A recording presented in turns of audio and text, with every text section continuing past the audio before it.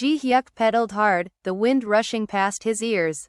At first, he had almost fallen behind in the cycling race, his legs burning from the uphill stretch.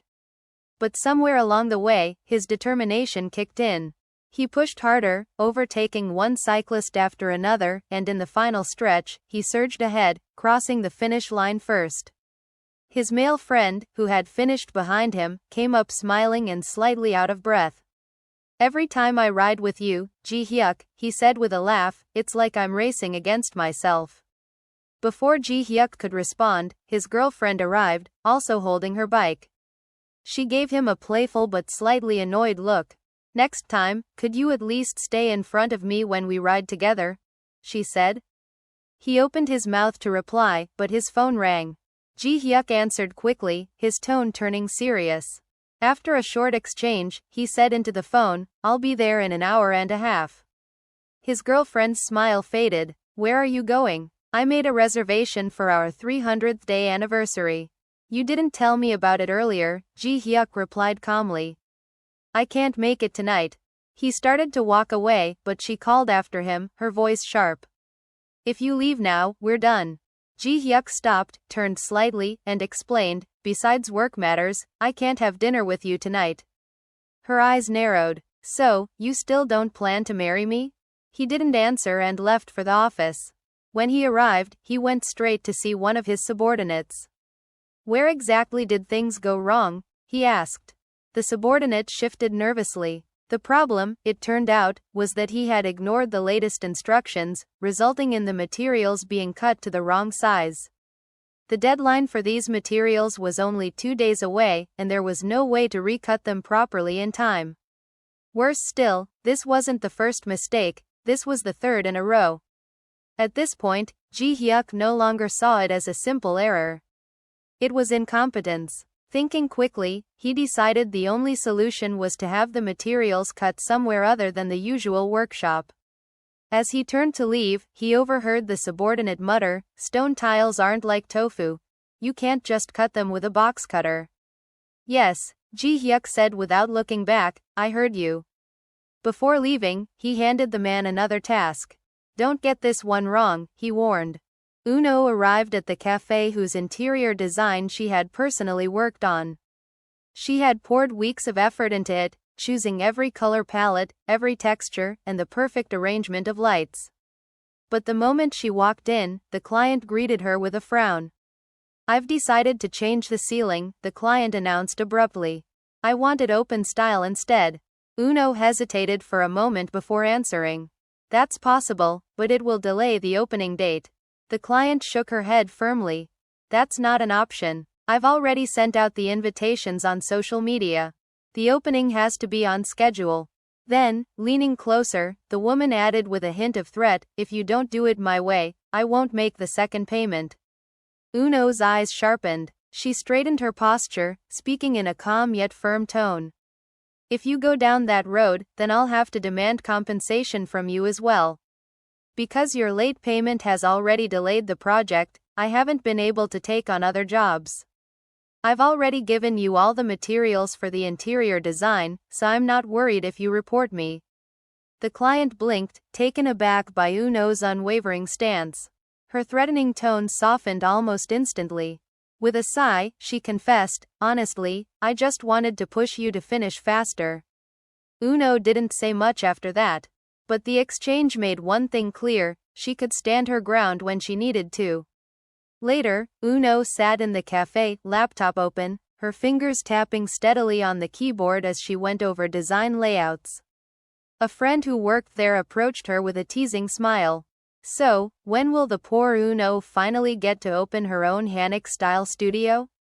Instead of answering the question, Uno looked up and asked out of nowhere, "Has Ji-hyuk found a place to stay yet?" Her friend tilted her head in confusion. "What does Hanok have to do with Ji-hyuk?" "He likes Hanok too," Uno said simply.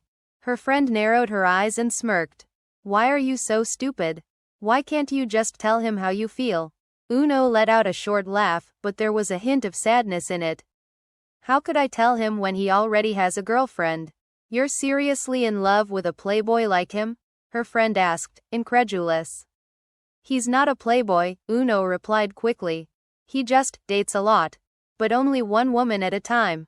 When it ends, there's always someone new. Her friend shook her head, muttering something under her breath, while Uno returned her gaze to the laptop screen, though her thoughts were clearly somewhere else. Ji-hyuk managed to persuade the older man to cut the stone tiles exactly to the needed dimensions. The man eventually agreed, though not without some hesitation. You know, the man said, half smiling, you could have just used the favor I owed you from before to get what you wanted. No need to be shy about it.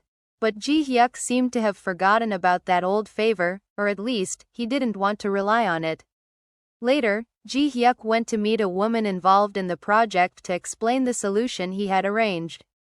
As he outlined the plan with calm confidence, the woman's eyes softened.